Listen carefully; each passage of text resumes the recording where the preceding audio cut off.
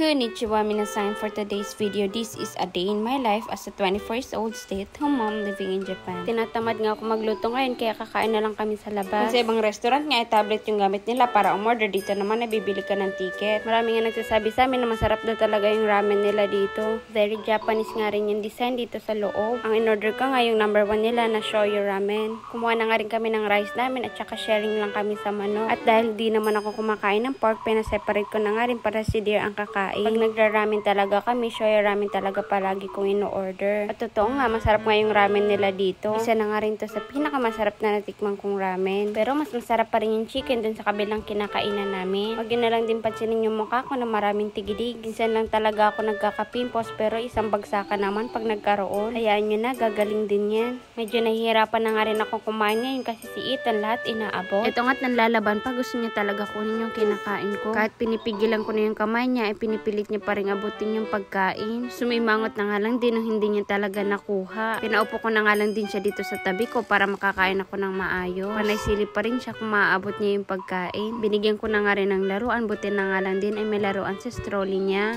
Useless nga rin yung dala namin strolley kasi umiiyak at gusto niya ng buhat. Pagkatapos nga namin kumain ay nilaro nga namin si Ethan dito sa salamin nila. Wala nga siya sa mood makipaglaro kaya lumabas na rin kami. Sumilip na nga rin kami sa tabing restaurant kung anong binebenta nila. Sobrang busog na nga rin namin kaya hindi na kami umorder. Gusto pa nga sana namin mag-ice cream pero hindi na talaga kakayanin. Dadaan nga kami ng drugstore ngayon dahil may bibilhin kami. Itong si Ethan kahit antok na pinipigilan niya pa rin makatulog. Ganitong lumalabas nga kami ay pinipigilan niya talagang makatulog.